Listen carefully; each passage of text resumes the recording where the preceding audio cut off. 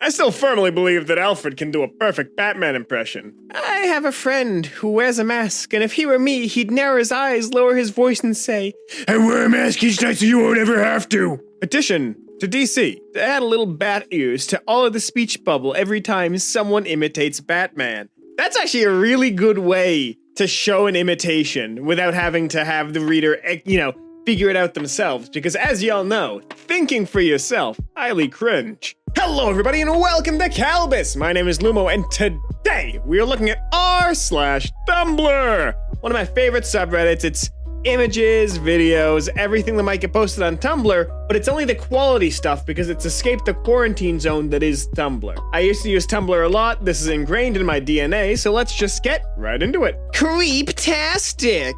If a creep wants your number, a series of fake numbers to leave behind. Easter egg number for finishing God of War, contains your dramatic speech, personal favorite. Rejection hotline, politely explains that whoever gave you this number turned you down, buddy. The 24-hour triple K where you can get a free information booklet. Only responds with I am Groot. Seattle radio station, loser line. If they leave a weird voicemail, it could get broadcast over the airwaves. Stay safe, people. John Cena, complete with air horns and his theme song. So I'm saving that last one for myself, but that loser line, that is a quality idea. Also, there's a hotline for the Rickroll. I don't know if I'm allowed to give you their number, but if you Google the Rickroll hotline, by God, I'm sure you'll find it. Professionalism at its peak. Our home security system is being updated today, and the guy in charge is just peak Gen Z. No professional fricks given vibe, and it's hysterical. I mean, I'm supposed to recommend stuff, like you should probably put a sensor on that window too, but like that's really a you decision. I just have to say this stuff out loud so I don't get sued if you get broken into. So like, just to clarify, you don't want the cameras, right? Only I need to make sure because sometimes people say no on the phone, and then when I'm leaving, they ask me why I haven't installed the cameras yet, and I'm like, that's a you problem, I'm going home. Leaning around the corner of my office to talk to me. Hey, do you know where Mothman went? Actually, never mind, you're probably the detail-oriented one. I can tell by the, gestures at my candy floss colored goth office. Whatever this is. So like the new alarm panel is smaller than the old one and the old one pulled off some of the paint. I can try to hide it, but won't be perfect. You don't care? Sweet. I'm always ready for people to yell at me. Hey, so I need to test the smoke alarm before we put it up. I don't want to frighten your little dog. I'll try to muffle it, but you might want to hold her. Clutching the alarm to his abdomen like Steve Rogers falling after a grenade. I'm so sorry, little dog. I'm so sorry. But was little dog frightened? She was, but she was also very brave and got a treat. Honestly, this is how it was when I worked in retail too. You want the protection plan? No, good, neither do I. Greetings, whore. Siblingless writers. Hey, sis. Hey, little bro. I'm right, and I should say it. Wait, how are peoples with siblings greeting each other then? Hey. Greetings, whore. Fortnite dances. My brother and I, we literally just referred to each other as man or dude, and that was it. It infuriated my father to no end because he was all about formalities. It's like, this is the other product you created, my man. This is how we address each other. And if you're liking this video, now would be the time in which I ask you to like, comment, and subscribe, because by God, do we need you to do those things to continue making content. It's exceedingly helpful and we're always thankful, so thank you very much and let's just keep going. Full Piss Alchemist! One of my favorite paintings is the 1795 masterpiece called The Discovery of Phosphorus by Joseph Wright, which depicts the most impressive achievement of heading bread. A 17th century German alchemist who boiled down 1,500 gallons of pee until it started to glow in the dark. Coming from the mindset of alchemy, and this being the 17th century, that would have been genuinely terrifying and awe-inspiring. Would anyone at that time have ever seen any form of artificial light besides fire? You gotta wonder what he was expecting to get. It's like the milk conundrum, you know what I mean? Like, genuinely speaking, we make milk, something else makes milk, but someone had to be very thirsty to go, by God, I want that thing's milk, you know? It's the same deal. This man wanted to try something, and unfortunately it was boiling down 1,500 gallons of pee. No fire! To me, the difference between us is pretty obvious. She thinks the opposite of fire is water, and I think the opposite of fire is no fire. Mary-Kate Olsen on being mistaken for her twin sister. Emotionally, I'm in crisis because I don't know which one I believe is more truthful. This is like coming across the two-faced God who asks you which face is lying. I mean, the opposite of fire is higher. That's just how it goes. But if there's no higher, then there has to be a fire. And if there's a fire and no fire, then that's the opposite of fire because the fire has been canceled. Well, you sure called it. First nap you had after waking up from a coma would be a nail biter. You'd be wondering. This reads like a 20K note post. Investing now on the ground floor? 21.9K!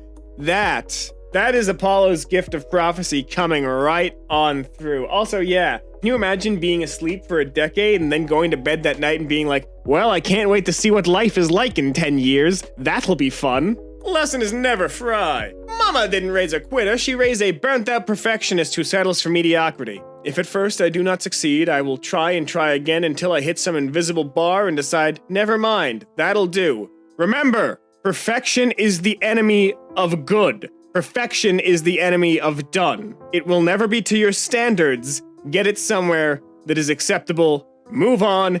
Iterate fast. The ultimate you can't fire me, I quit moment. Top 10 pranks that went too far. Compilation where number 1 is Liu Bang founding the Han Dynasty. Hold on, I gotta Google something.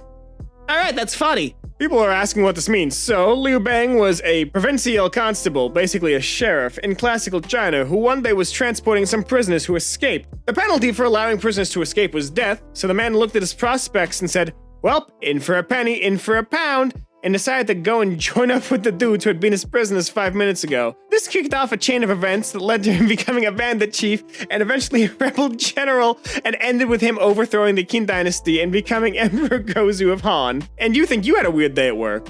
You ever mess up at your job so bad that the only way to recover is to overthrow the government? Frequently. Unfortunately, it's frowned upon in this society, so here I am.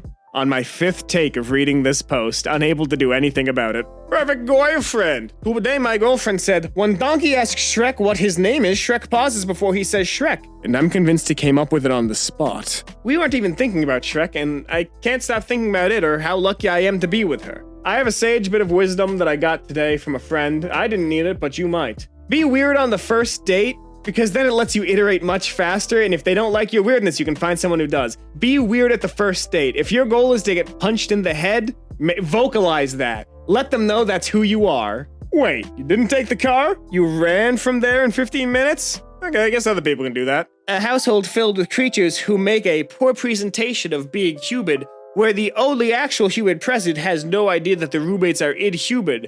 Not because they're particularly oblivious or unobservant, but because they've got some chronic illness or disability and has genuinely lost track of what an able-bodied person is and isn't capable of. Seeing someone casually pick up a couch while vacuuming and getting startled when they realize they're being watched, the human is like, oh yeah, sorry, didn't mean to spook you. Thanks for doing that, by the way. I can't pick up crap like that anymore. It just fricks off like they didn't see anything strange.